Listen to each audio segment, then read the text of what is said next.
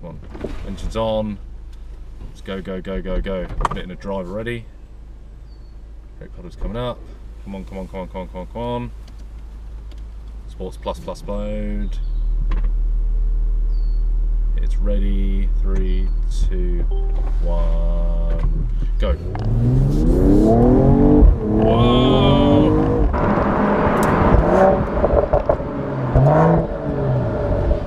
Hi guys, and welcome back to another sunny day with Car Talks in February. I'm here at Mercedes Benz World and I'm checking out the new E53 AMG. So let's go inside and let's check it out.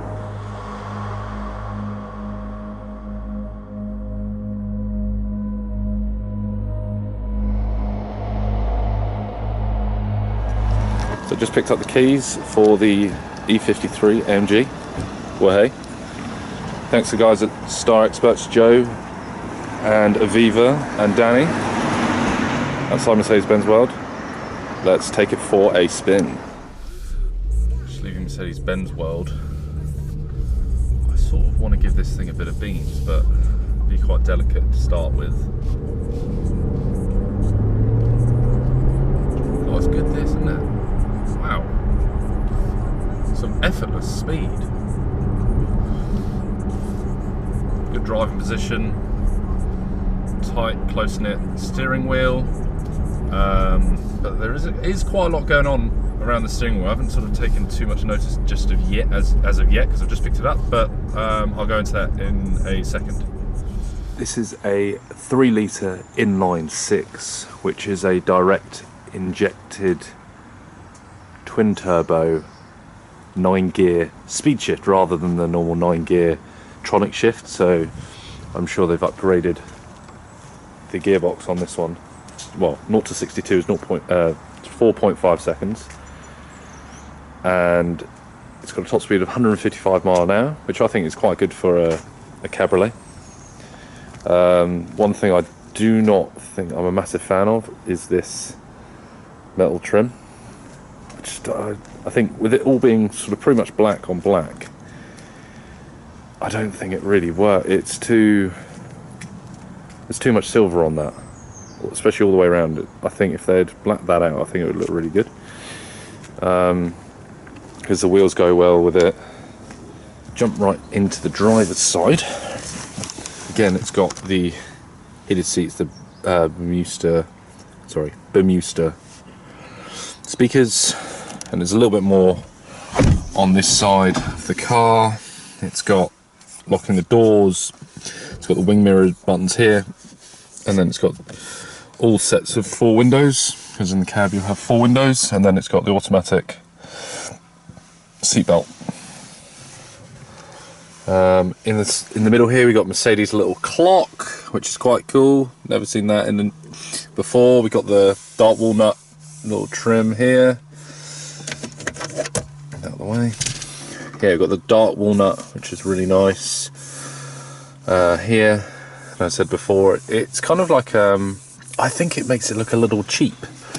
This, I don't know if you can see it. Just looks a little cheap, but I really like these vents. They look quite cool, and they've got the new starter button. There's quite a lot of controls over here. So we got this for the sunroof buttons here. Got your automatic start-stop. Got turn your system on and off, traction control, and then just the general dynamic settings for the car over this side. But the one problem I'm having, when you're driving, looking out the front, you can't actually see these buttons here. So when you're trying to change it, let's say you want it in Sports Plus mode, you're kind of guessing where the buttons are, and then you can't really see that. I think this, it's too big, too bulky. And then this works really well. It works as just like an iDrive that I've seen in Mercedes. So it clicks down, moves left and right, and it spins. This is a good volume scroller that I've seen this here, and it's upside down currently, but it's on the steering wheel too. And then this is just your total comms, which also has a home button and a back button like it does down here. And it actually has it on this side of the steering wheel. Don't know why it needs 2, but there is a lot. It is, in my opinion, there's a lot of buttons going on. Like there's your lights down here, you got your parking brake down here, parking sensor button here, your seats, your lock buttons, your wing mirrors, and then there's a lot going over this side as well. It's well thought out, but I think it's a little too much because it's got loads of home buttons everywhere, and then it's just a little bit unnecessary in my opinion. So this trim, it's an exterior trim right on the back here, is actually an optional extra. It's £175. Before we go for a spin though, I just want to see how much room you get in the boot. It's quite a light door, and there's not a lot of room in there. It's quite a bit of space there and there, but to be honest, that's about a foot, and I'd say that's about 18 inches from there to there. And then you've got a, oh, that's really cool, to give you more room, so that'll be handy. So yeah, it has got a lot of space.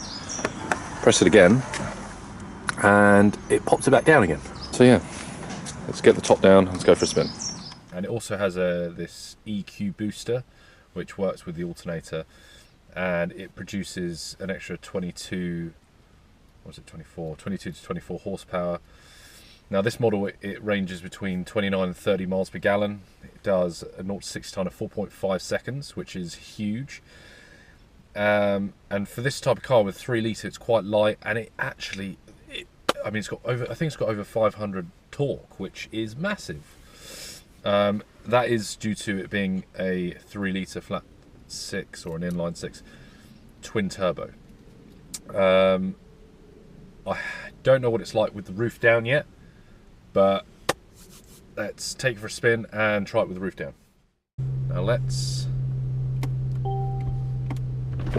put your foot on the brake and turn the volume down on the speakers and see how quick the roof comes down.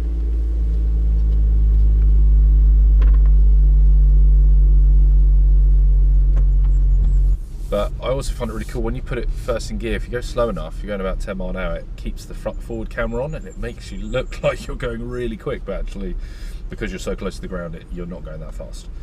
But it also gives you a split screen. I'll show you that. It's got the split screen where it shows you all around the car and it shows you what's in front of you.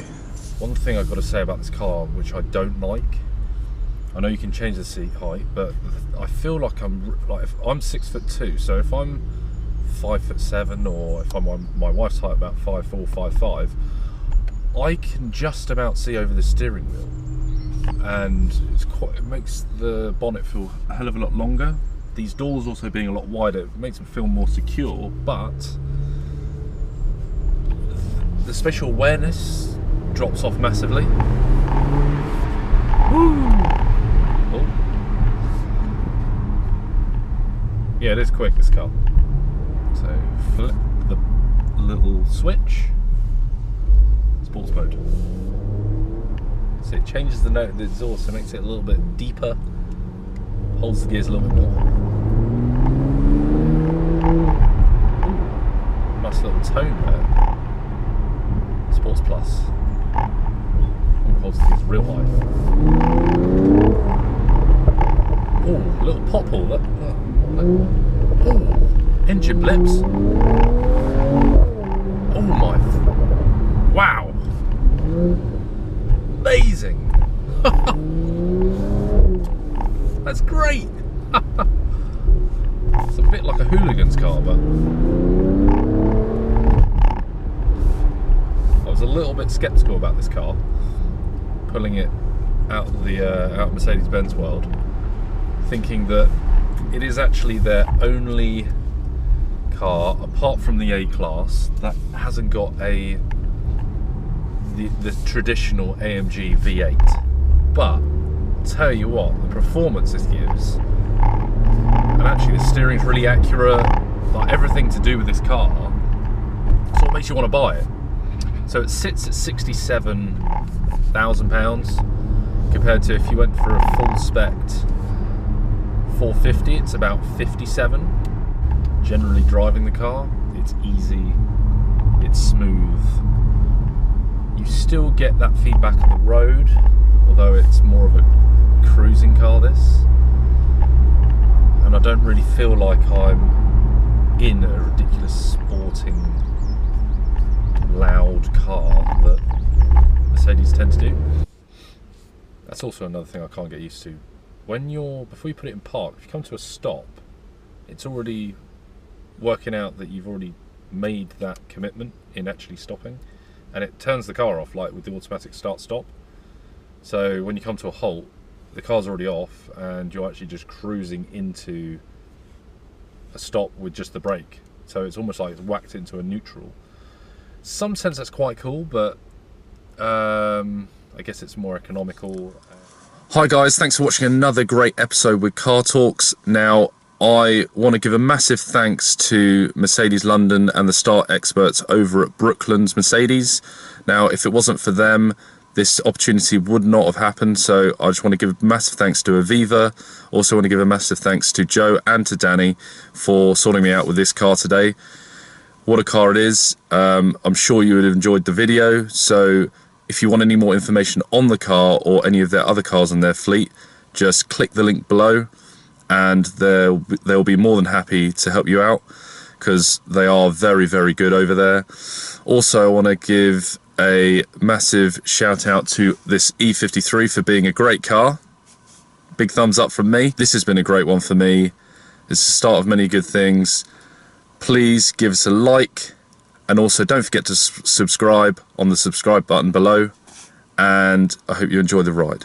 See you next time.